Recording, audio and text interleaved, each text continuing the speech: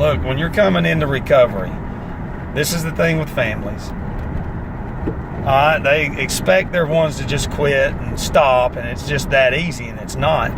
But every human being on this planet going into recovery needs to understand that from that day forward, your life is never, ever going to be the same. Ever. And the family needs to understand their life's going to be altered too, because you can't force somebody to do something with the family when they've got to concentrate on getting themselves well. And if it takes years, then it takes years. That's how long-term this thing is, and you got to find a routine. You have to do something every day. You've got to do things that you don't want to do. There's a feeling that comes from that when you accomplish it, and there's, self-gratification, and it's like, well, I did that.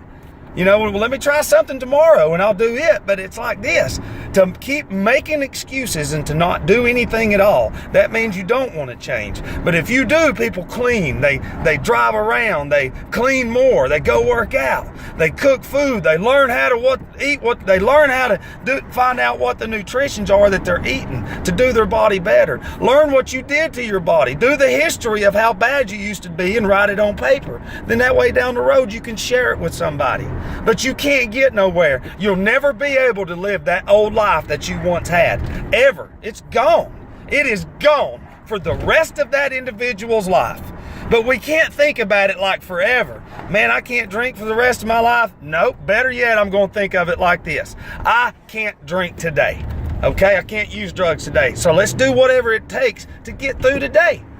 And that's it. And then tomorrow, if God gives me that gift, tomorrow when I wake up, if I try to model that day like the day before, then I've got a better chance, a fighting chance at that day. Even with all the negativity around me, they're all challenges and they're all things that God throws at me. Am I going to make it through that today? Am I? Because where I'm at, He's invested a lot in me. So I have to keep going, but it's all about going and going and going.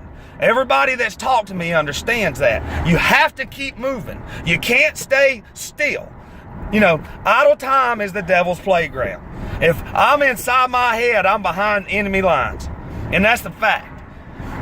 But going into this, don't think that you're going to get well in a couple of weeks and months and go right back to where you was at. How many of y'all have done that? And now you're right back and you're actually worse than you were when you came into it, because it don't never get better.